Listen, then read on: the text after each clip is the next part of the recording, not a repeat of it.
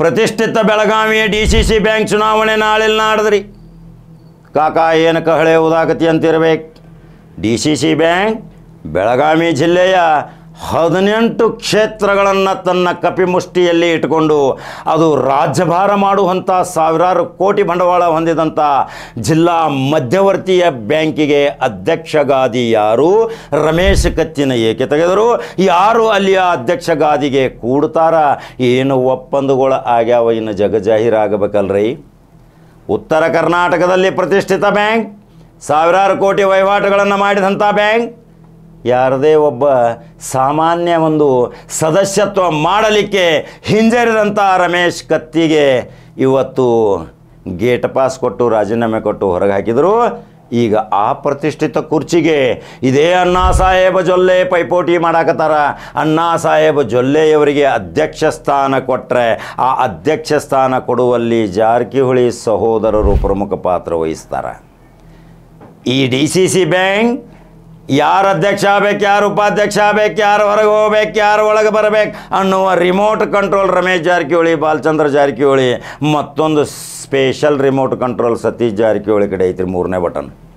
ಆ 3 ಬಟನ್ ಒಂದು ಗೂಡಿದು ಅಲ್ಲಿ ಅಧ್ಯಕ್ಷರು ಆಗ್ತಾರೆ, ಉಪಾಧ್ಯಕ್ಷರು ಆಗ್ತಾರೆ, ನಿರ್ದೇಶಕರು ಆಗ್ತಾರೆ. ಇಂಥ ಒಂದು ಬಲಾಢ್ಯ ಕಂಟ್ರೋಲಿಂಗ್ ಇಟ್ಕೊಂಡಂಥ ಇದೇ ಜಾರಕಿಹೊಳಿ ಸಾಮ್ರಾಜ್ಯ DCC ಬ್ಯಾಂಕ್ ಅಧ್ಯಕ್ಷ ಯಾರನ್ನು ಮಾಡ್ತಾರೆ ಅನ್ನೋದು ಕುತೂಹಲ ಎದ್ದೈತಿ. ಈಗ ಎಲ್ಲರ ಬಾಯಲ್ಲಿ ಅಣ್ಣಾ ಸಾಹೇಬ ಜೊಲ್ಲೆ ಆಗ್ತಾರೆ ಅಂಥೇಳಿ ಐತಿ. ಆದ್ರೆ ಮಹಾಂತೇಶ ದೊಡ್ಡಗೌಡರು ಭಾಳ ಪೈಪೋಟಿ ಮಾಡಾಕತ್ತಾರೆ, ನಾನು ಒಂದು ಕೈ ನೋಡ್ತಾನಂತೇಳಿ. ಆದರೆ ಮಹಾಂತೇಶ ದೊಡ್ಡಗೌಡರಿಗೆ ಜಾರಕಿಹೊಳಿ ಬೆಂಬಲ ಸಿಕ್ಕರೆ ಮಾತ್ರ ಅಧ್ಯಕ್ಷ ಆಗ್ಬೋದು, ಇಲ್ಲದಿದ್ದರೆ ಅಣ್ಣಾ ಸಾಹೇಬ ಜೊಲ್ಲೆನೂ ಆಗಬಹುದು. ಅಣ್ಣಾ ಸಾಹೇಬ್ ಜೊಲ್ಲೆ ಮತ್ತು ಮಹಾಂತೇಶ ದೊಡ್ಡಗೌಡರು ಯಾರೂ ಆಗೋದಿಲ್ಲ ಅಂತ ತಿಳ್ಕೋರಿ. ಅಚ್ಚರಿಯ ಅಭ್ಯರ್ಥಿ ಪ್ರಕಟ ಮಾಡಬಹುದ್ರಿ ಇದೇ ಸತೀಶ್ ಜಾರಕಿಹೊಳಿ ಮತ್ತು ಬಾಲಚಂದ್ರ ಜಾರಕಿಹೊಳಿ, ರಮೇಶ್ ಜಾರಕಿಹೊಳಿ. ಪ್ರತಿಷ್ಠಿತ ಬ್ಯಾಂಕ್, 18 ಕ್ಷೇತ್ರಗಳನ್ನ ಕಂಟ್ರೋಲ್ ಮಾಡುವಂಥ ಬ್ಯಾಂಕ್. ಈ ಬ್ಯಾಂಕಿನಿಂದಲೇ ರಾಜಕಾರಣ ತಿರುವು ಪಡಿತೈತಿ. ಅನೇಕ ಹಿಂದಿನ ಪೂರ್ವಜರು ಇದನ್ನು ಭಾಳ ಕಷ್ಟಪಟ್ಟ ನೆಟ್ಟು ಇವತ್ತು ಈ ಬ್ಯಾಂಕನ್ನು 10,000 ಕೋಟಿಯ ಬಂಡವಾಳದೊಂದಿಗೆ ಭಾರೀ ಪ್ರಮಾಣದಲ್ಲಿ ರೈತಾಪಿ ಜನರಿಗೆ ಅನುಕೂಲವಾಗುವಂಥ ಈ ಬ್ಯಾಂಕಿಗೆ ರಿಮೋಟ್ ಕಂಟ್ರೋಲ್ ಯಾರು ಅಧ್ಯಕ್ಷ ಆಗ್ತಾರ, ಯಾರು ಅಧ್ಯಕ್ಷ ಆಗುವುದಿಲ್ಲ.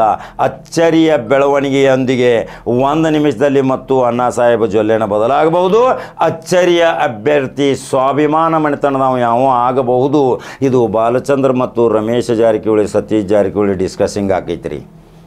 ಯಾವುದೇ ಇಂಥ ಪ್ರತಿಷ್ಠಿತ ಒಂದು ಸ್ಥಾನ ಅಧಿಕಾರ ವಹಿಸಿಕೊಳ್ಳೋಕ್ಕಿಂತ ಮುಂಚಿತ ದುಂಡು ಮೇಜಿನ ಪರಿಷತ್ತು ಆಗ್ತೈತೆ ರೀ. ಬ್ರಿಟಿಷರದ್ದು ಗೊತ್ತೈತಿಲ್ರಿ, ಹಂಗೆ ದುಂಡು ಮೇಜಿನ ಪರಿಷತ್ತಿನಾಗ ಚರ್ಚೆ ಮಾಡ್ತಾರೆ ಈ ಜಾರಕಿಹೊಳಿ ಕುಟುಂಬ.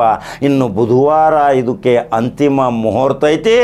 ಅಣ್ಣಾ ಸಾಹೇಬ್ ಜೊಲ್ಲೆ ಜೊತೆ ಯಾವ ಷರತ್ತುಗಳನ್ನು ಹಾಕಿದಾರ ಆ ಷರತ್ತುಗಳಿಗೆ ಒಪ್ಪಿದರೆ ಮಾತ್ರ ಅಧ್ಯಕ್ಷ ಆಗ್ತಾರ.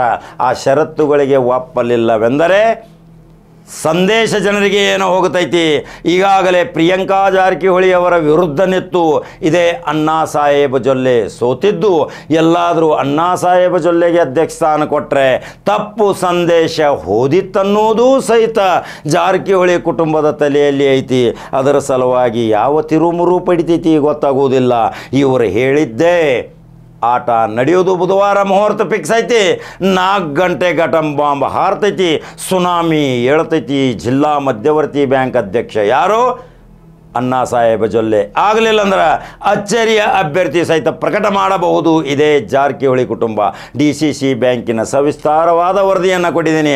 ಹಂಗಾದ್ರೆ ಕಡಕ ಜವಾರಿ ಕಾಕಾನ ಯೂಟ್ಯೂಬ್ದಾಗ ಬಟನ್ ಹೊಡಿತೀರಿ, ಲೈಕ್ ಮಾಡ್ತೀರಿ, ಶೇರ್ ಮಾಡ್ತೀರಿ. ಮತ್ತೊಂದು ಕಡಕ ಜವಾರಿ ಸುದ್ದಿಯೋಂಗೆ ಬರ್ತೀನಿ. ನಮಸ್ಕಾರ.